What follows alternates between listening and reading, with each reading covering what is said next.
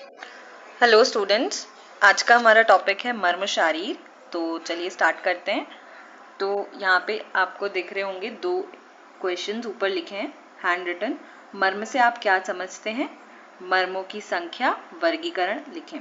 ठीक है, ये जो दो क्वेश्चंस लिखे हैं, these questions are most common question. हर एक एग्जाम में जो रिटन एग्जाम आता है उसमें पूछे ही जाते हैं मैक्सिमम। ठीक है, या तो ये पूछेगा क्लिनिकल इंपॉर्टेंस ऑफ सद्य प्राणहर मर्म, या फिर सद्य प्राणहर मर्म को ही एक्सप्लेन करो।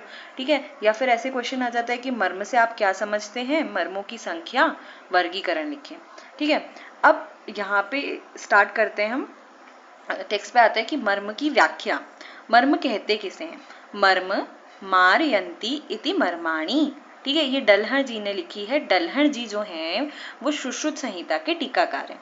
ओके, तो जो सुश्रुत संहिता के टीकाकार क्या बोलते हैं कि मर्म वह है जिस पर आघात होने से मृत्यु हो जाती है। राइट, तो मर्म मारयंती इति मर्माणी का मतलब ही है कि जिस पर अगर आघात लगेगा, जिस पर अगर चोट की जाएगी तो मृत्यु हो जाती है। ठीक है, अपि च मरण कारित्वम मर्म मरणवत दुखदायित्वात् वा इति। अरुण दत्त, अरुण दत्त जी जो हैं वो भी एक टीकाकार हैं। तो उन्होंने क्या लिखा है, वो कहते हैं कि मर्म वह है जो मरण करे, अर्थात वह मर्म है। ठीक है, जो मृत्यु को कॉज कर रहा है दैट इज मर्म, जिस पर आघात होने से मृत्यु हो जाए। मतलब अगर उस पर आघात किया जाएगा तो मृत्यु हो जाएगी। ठीक है, आघात होने से मृत्यु हो जाएगी, अथवा मृत्यु के समान ही दुख होता है, मृत्यु के समान ही दुख होता है, तो उसे क्या कहते हैं? मर्म कहते हैं। मर्माणी नाम मांस सिरा स्नायु अस्थि संधि सन्निपातः। ठीक है, मर्माणी मर्म वह है जहां पर कौन कौन मिल रहे हैं? मांस, सिरा, स्नायु, अस्थि और संधि, इनका सन्निपात, इनका संगम, यानी ये सारे आके मिल रहे हैं, उसको क्या कहते हैं? तेषु स्वभावात एव विशेषण प्राणः तिष्ठन्ति। यहाँ पर स्वाभाविक, तेषु स्वभावतः, स्वाभाविक रूप से, प्राकृतिक रूप से, यानी नेचुरली यहाँ पे क्या होते हैं? प्राण रहते हैं। प्राणः तिष्ठन्ति, तिष्ठन्ति मतलब रहते हैं। ठीक है, तो मर्म किसे कहेंगे? फिर से रिवाइज करते हैं शुरू से। क्या कह रहे हैं? मर्म मारयंती इति मर्माणी, यानी मर्म वह है जिस पर आघात होने से मृत्यु हो जाती है। ठीक है, मर्म वह है जिस पर आघात होने से मृत्यु हो जाती है।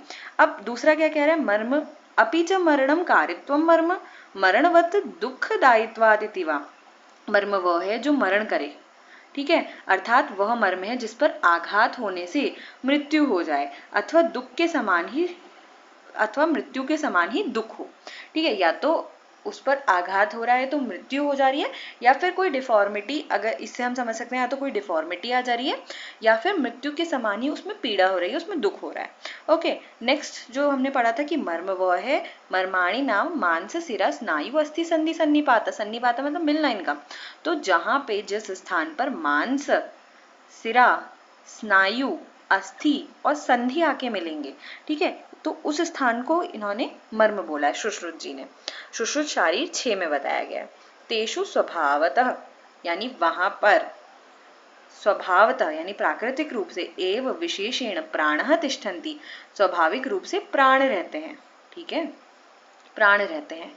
मांस अस्थि स्नायु धमनी सिरा संधि समागमः, जहां पर मांस, अस्थि, स्नायु, धमनी, सिरा, संधि, समागम, यानी इन सबका मिलन होता है। जहां पर मांस, अस्थि, स्नायु, जहां पर मांस, अस्थि, स्नायु, धमनी, सिरा, संधि, इन 6 रचनाओं का समागम होता है, वह मर्म कहलाता है। ठीक है, वो स्थान क्या कहलाएगा? मर्म कहलाएगा। स्नान मर्मेति च तेन अत्र सुतराम जीवितम स्थिरम, यहाँ पर प्राणियों के जीवन स्थित रहते हैं। यहाँ पर प्राणियों के जीवन स्थित रहते हैं। ठीक है, जहाँ पर मांस, स्नायु, इन 6 रचनाओं का, मांस, स्नायु, धमनी, शिरा, इन 6 रचनाओं का समागम होता है, जहाँ पे ये मिल रही है। ऊपर भी यही बात कही थी, सन्निपातः बोला था। यहाँ पे अष्टांग संग्रह ने, अष्टांग हृदय ने क्या बोला? जहाँ पे इनका समागम हो रहा है तो उनको यहाँ पर प्राणियों के जीवन स्थित रहते हैं। ठीक है, ऊपर भी यही कहा था, तेषु स्वभावतः, प्राकृत रूप से वहां प्राण स्थित रहते हैं, यहाँ पे बोल दिया कि जीवन स्थित रहता है, बात एक ही है। ठीक है, नेक्स्ट श्लोक पे आते हैं। क्या बोल रहे हैं? अग्नि सोम वायु सत्वम रजस्तमः पंचेन्द्रियाणि भूतात्मेति प्राणः, यानी अग्नि सोम वायु सत्वरजतम 5 इंद्रियां और भूतात्मा, ये 12 प्राण कहलाते हैं। Very important question on the basis of MCQ as well as short questions. ठीक है, बहुत सबसे ज्यादा पूछा जाता है ये क्वेश्चन। ठीक है, 12 प्राण क्या होते हैं, 10 प्राणायतन क्या होते हैं, आगे पढ़ेंगे हम 10 प्राणायतन क्या होते हैं। तो ये बहुत मोस्ट इंपॉर्टेंट क्वेश्चंस हैं ये, मतलब ऐसे ही वाइवा पॉइंट ऑफ व्यू से भी बहुत इंपॉर्टेंट है। ठीक है, वाइवा पॉइंट ऑफ व्यू से भी इंपॉर्टेंट है, तो ये तो याद होना ही चाहिए। ठीक है, अग्नि सोम वायु सत्वरजतम पंचेंद्रिय और भूतात्मा, ये क्या है, 12 प्राण कहलाते हैं। 12 कैसे हुए, 3 + 5 + भूतात्मा। ठीक है, तो ये 12 प्राण हो गए। मर्म का सामान्य लक्षण, मर्म के सामान्य लक्षण क्या है। अब विषमम स्पंदनम यत्र पीडते रुक्च मर्म तत्, वेरी इंपॉर्टेंट, इसको लर्न करना है। ठीक है, बार बार बोलेंगे, विषमम स्पंदनम यत्र पीडते रुक्च मर्म तत्। विषम, विषम यानी ऑड, यानी जो कभी ज्यादा है कभी कम है। स्पंदन, स्पंदन मतलब कि स्पंदन धक धक जो हम बोलते हैं ना, जहाँ पे जैसे स्पंदन होता है कहीं पे, जैसे हृदय स्पंदन बोलते हैं। ठीक है, जो लब डब साउंड आती है वो स्पंदन है एक तरह से। तो यत्र पीडते, ठीक है, यत्र पीडते रुक्च मर्म तत्। अब क्या बोल रहा है देखो, पढ़ेंगे, जहां सिरा धमनी का स्पंदन विषम हो, जहां सिरा और धमनी का स्पंदन विषम हो वह भी मर्म स्थल है। और मांस अस्थि को दबाने पर, क्या बोल रहा है कि मांस अस्थि को दबाने पर पीड़ा की भी विषम उत्पत्ति हो। ठीक है, मांस अस्थि को दबाने में पीड़ा की भी विषम उत्पत्ति हो, वह स्थान मर्म है जहां पर सिरा धमनी का स्पंदन विषम हो। ठीक है, विषमम स्पंदनम यत्र पीडते रुक्च मर्म तत्। ठीक है, जहां पर सिरा धमनी का स्पंदन विषम हो वह भी मर्म स्थल है, और मांस अस्थि को दबाने में पीड़ा भी विषम उत्पत्ति हो, वह स्थान मर्म है। A vital part of the body is called मर्म। मर्म स्थान क्या है, vital week spot. Okay, vital week spot, जहां पर सिरा धमनी का स्पंदन विषम हो वह भी मर्म स्थल है, और मांस अस्थि को दबाने में पीड़ा की भी विषम उत्पत्ति हो, मीन्स कभी ज्यादा कभी कम। ठीक है, स्पंदन भी क्या हो रहा है, धमन भी क्या हो रहा है, कभी ज्यादा कभी कम हो रहा है। सेम वे में पीड़ा, पीड़ा भी कभी कम हो रही है कभी ज्यादा उत्पन्न हो रही है। ठीक है, a vital part of the body is called मर्म। मर्म स्थान वाइटल वीक स्पॉट बोलते हैं। वाइटल वीक स्पॉट, जहां पे क्या होता है, क्योंकि वीक स्पॉट क्यों है, क्योंकि ये क्या कर रहे हैं, या तो मरण कॉज कर रहे हैं, या तो मृत्यु कॉज कर रहे हैं, या तो क्या कर रहे हैं, या तो वहां पे कुछ डिफॉर्मिटी ला दे रहे हैं या दुख उत्पन्न कर रहे हैं। ठीक है, नेक्स्ट बात आती है संख्या की।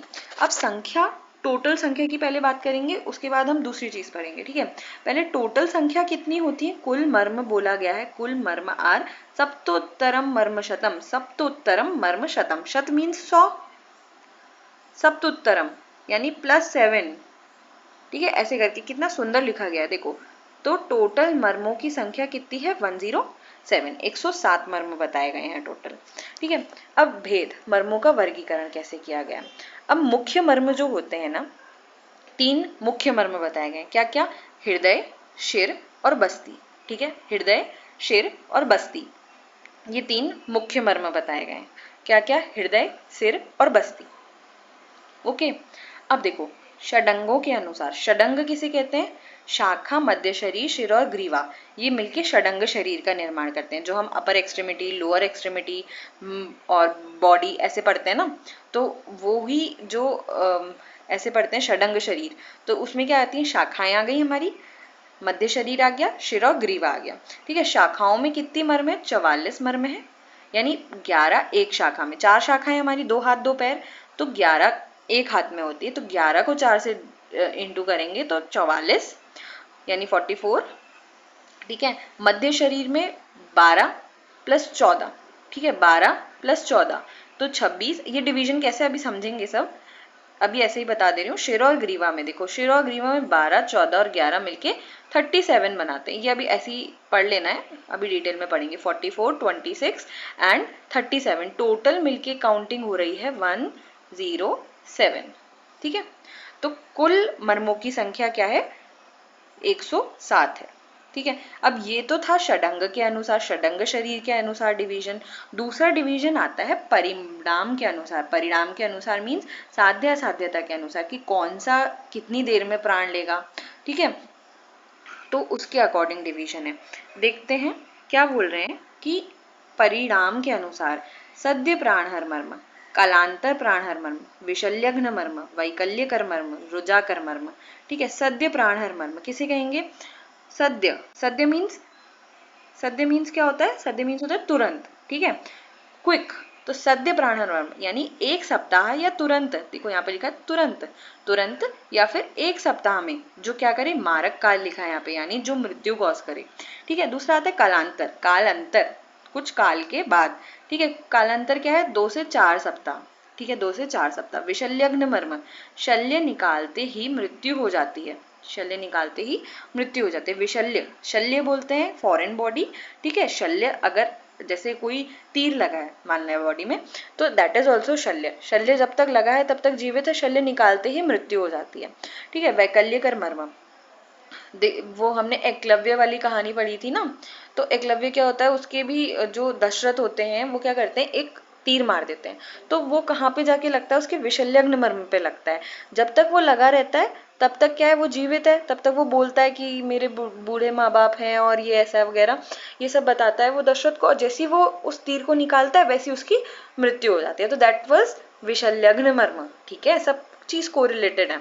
तो शल्य निकालते ही मृत्यु हो जाती है, इससे याद करना है। अगला आता है वैकल्य कर्म। वैकल्य मीन्स विकृति। ठीक है, यानी जो विकृति उत्पन्न होती है, जैसे कोई डिफॉर्मिटी आ गई बॉडी में। ठीक है, उस मर्म पर आघात करने से कोई डिफॉर्मिटी आ गई तो वो है वैकल्यकर मर्म। रुजा, रुजा मीन्स पेन। तो जो पीड़ा लगातार होती रहती है वो किस में होती है? रुजाकर मर्म में, रुजाकर मर्म पर आघात लगने से। अब ये इनका महाभूत क्या होते हैं? इनमें महाभूत आग्नेय है। ठीक है, सद्य प्राणहर में आग्नेय महाभूत, कालांतर प्राणहर मर्म में सौम्य और आग्नेय महाभूत, वैशल्यग्न मर्म में वायु महाभूत, वैकल्यकर मर्म में सौम्य महाभूत, रुजाकर मर्म में आग्नेय और वायव्य महाभूत। ठीक है, तो इनका जो काउंटिंग है 19, 33, 3, 44 और 8। ठीक है, 19, 33, 3, 44 और 8। ठीक है, ऐसे करके काउंटिंग याद करेंगे। टोटल है, टोटल इसको भी 107 है। ये दूसरे तरह का डिवीजन है। पहले हमने पढ़ा षडंग शरीर के अनुसार डिवीजन, दूसरा हम पढ़ रहे हैं किसके? परिणाम के अनुसार या साध्य साध्यता के अनुसार डिवीजन। अब नेक्स्ट डिवीजन आता है अकॉर्डिंग टू द रचना। ठीक है, रचना उनकी बनावट, मतलब किस प्रकार की उसकी रचना है उसके अकॉर्डिंग। ठीक है, तो इसमें क्या क्या आता है? मांस मर्म, सिरा मर्म, स्नायु मर्म, अस्थि मर्म, संधि मर्म। ठीक है, बहुत इंपॉर्टेंट है, ये याद हो जाना चाहिए अच्छे से। तो इनकी संख्या क्या है? 11, 41, 27, 8, 20। बार बार बोलेंगे याद हो जाता है। 11, 41, 27, 8, 20, 11, 41, 27, 8, 20, 11, 41, 27, 8, 20, 11, 41, 27, 8, 20। ठीक है, तो अब देखो, ये तो थे किसके अनुसार? आचार्य सुश्रुत के अनुसार। ठीक है, आचार्य सुश्रुत के अनुसार। अब देखो वाग्भट के अनुसार अगर हम देखते हैं तो 11 में से 1 माइनस कर देंगे, कितना आ गया? 10।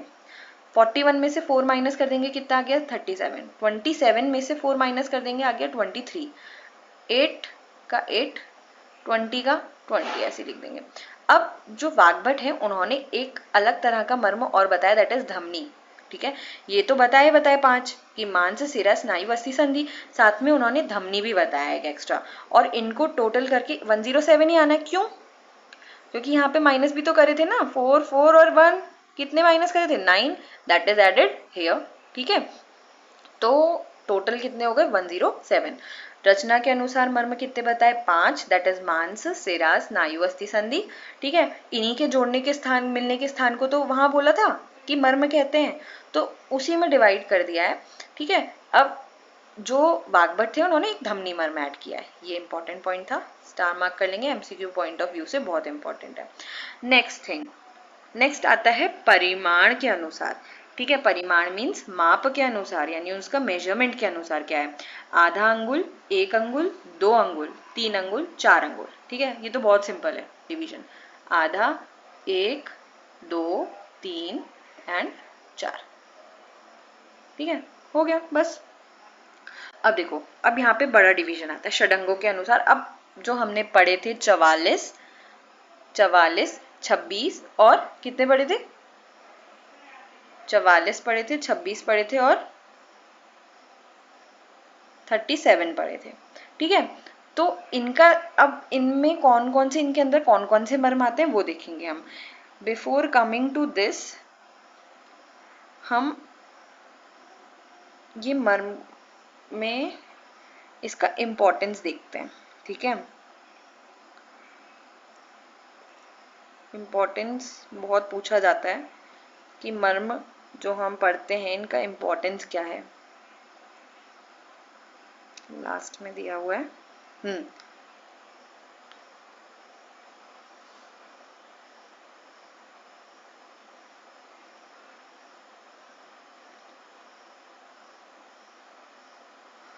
चलो अब नेक्स्ट लेक्चर में देखते हैं, ठीक है। ओके।